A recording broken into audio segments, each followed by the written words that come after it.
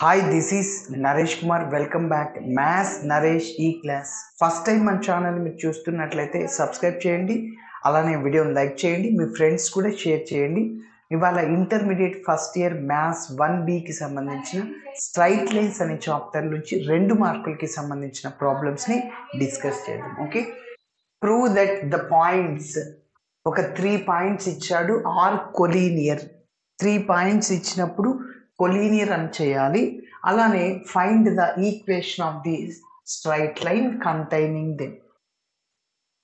Okay, so ఇక్కడ 3 points ఇచ్చినప్పుడు collinear అంటే చూడండి, ఆ 3 పాయింట్స్ ఒకే లైన్ పైన ఉంటే వాటిని ఏమంటామంటే కొలీనియర్ అంటాం. If the 3 points are lies on the line, then the given points are collinear.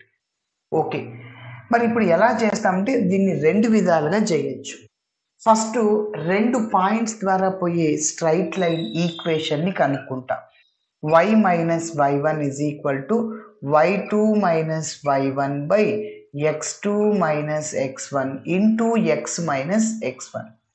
ఇదేంటి 2 పాయింట్ ఫామ్, 2 పాయింట్స్ తెలిసినప్పుడు స్ట్రైట్ లైన్ ఈక్వేషన్. ఓకే సరే, సో ఇందులో సబ్స్టిట్యూట్ చేస్తే ఇలా ఎక్స్లో వైలో కాన్స్టెంట్లో ఒక స్ట్రైట్ లైన్ ఈక్వేషన్ వస్తుంది. మరి ఇప్పుడు థర్డ్ పాయింట్ ఉంది కదా, సో ఇది 2 పాయింట్స్ ద్వారా పోయే స్ట్రైట్ లైన్ ఈక్వేషన్. మరి మనం తీసుకొని పాయింట్ ఏదైతే ఉందో అంటే సి పాయింట్ ఉంది కదా, ఆ సి పాయింట్ని ఇందులో సబ్స్టిట్యూట్ చేయండి. అప్పుడు 0 రావాలి. Left hand side is equal to right hand side value రావాలి, అంటే 0 ఈజ్ ఈక్వల్ టు 0 రావాలి. అప్పుడు therefore the given points A B C are collinear అని చెప్పచ్చు. ఓకే, సో మరి కొలీనియర్ అని చేయడానికి ఇంకొక కాన్సెప్ట్ని ఉపయోగించవచ్చు. Slope of AB is equal to slope of BC. Slope of AB కనుక్కుంటాం, స్లోప్ బీసీ కనుక్కుంటాం. అవి 2 ఈక్వల్గా వస్తే అప్పుడు కూడా మనం గివెన్ పాయింట్స్ని కొలీనియర్ అని చెప్పచ్చు. ఓకే, మరి and find the equation of the straight line containing them అంటే ఇదే అన్నమాట. ఓకే సరే, ఇప్పుడు స్టెప్ బై స్టెప్ చేద్దాం.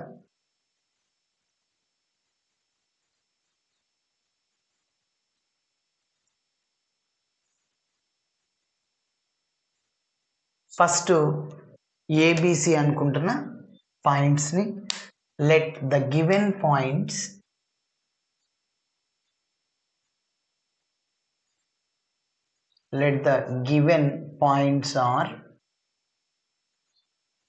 are ఒక దాన్నేమో ఏ అనుకుంటున్నా.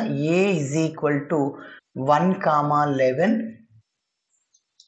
బి ఈజ్ ఈక్వల్ టు 2,15, అదేవిధంగా C is equal to -3, -5. Okay, మరి ఇప్పుడు మనము 2 పాయింట్స్ స్ట్రైట్ లైన్ ఈక్వేషన్ రాద్దాం. Okay, the equation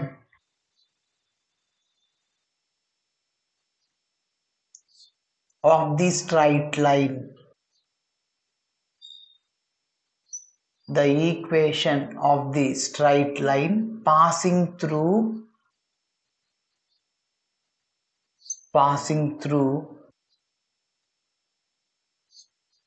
capital A and B is AB points గుండా పోయి స్ట్రైట్ లైన్ ఈక్వేషన్. ఏంటి formula? y minus y1 is equal to y2 minus y1 by x2 minus x1 into x minus x1. Okay, మరి దీన్ని x1 y1 అనుకోండి, x2 y2 అనుకోండి. So y minus y1 అంటే ఇది x1, ఇది y1, x2 y2. So y1 అంటే ఎంత? 11 is equal y2 minus y1 అంటే 15 minus 11 divided by x2 minus x1 2 minus 1 into x minus x1 అంటే 1 అని. ఓకే, సో నెక్స్ట్ చూడండి, y minus 11 is equal to 15 minus 11 అంటే +4. 2 minus 1 అంటే 1 కాబట్టి అది రాయనవసరం లేదు. Okay, so y minus 11 is equal to ఇప్పుడు 4తో మల్టిప్లై చేస్తున్నా 4x మైనస్ 4.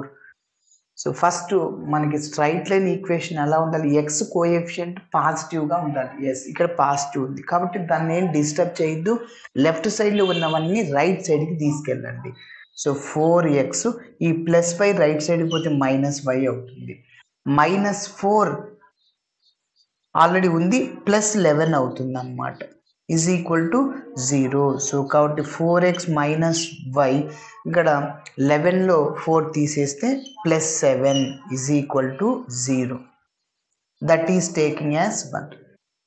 మరి కొలీనియర్ అని చేయాలంటే ఈ థర్డ్ పాయింట్ ఉంది కదా, సో ఆ పాయింట్ని మనం నంబర్ 1లో సబ్స్టిట్యూట్ చేద్దాం. Okay, substituting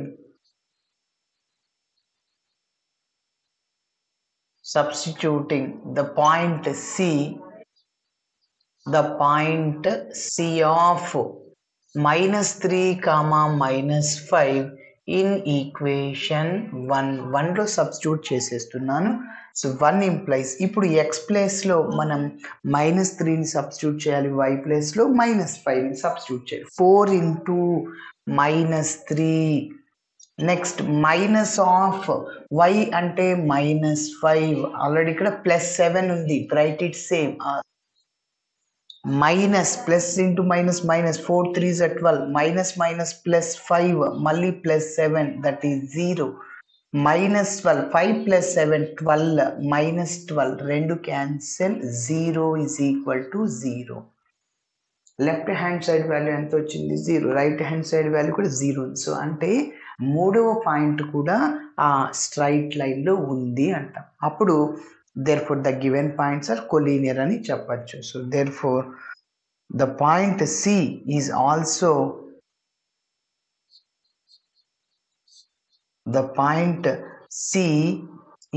also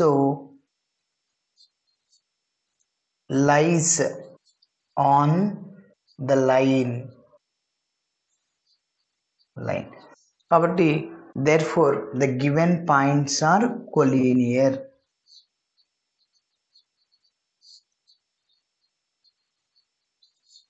The given points are collinear. Okay, and the required equation of the line is this one. Okay, and the required equation of the line is, ఇది రాసేయండి, 4x - y + 7 is equal to 0. Okay, మరి ఈ వీడియోలో ఇంకొక ప్రాబ్లమ్ని discuss చేద్దాం.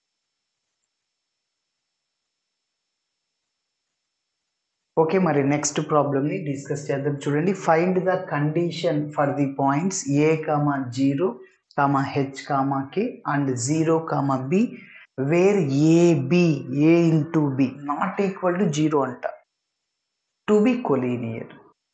Okay, మనం కండిషన్ని check చేయాలి. ఎప్పుడంటే ఈ 3 పాయింట్స్ కొలీనియర్ అనేసాడు. If the given points are collinear, అయితే మనం ఒక కండిషన్ని కనుక్కోండి అంటున్నాను. ఓకే, సో ఇది చేయడానికి నేను ఇందాక చెప్పాను, సెకండ్ కాన్సెప్ట్ని ఉపయోగిస్తాను. Slope of AB is equal to slope of B C. రెండు పాయింట్స్ తెలిసినప్పుడు స్లోప్కి formula y2 - y1 / x2 - x1, ఆ ఫార్ములాను ఉపయోగించి ఈజీగా చేసేద్దాం. ఓకే, సరే, ఫస్ట్ ఇచ్చిన పాయింట్స్ని రాస్తాను. Let the given points are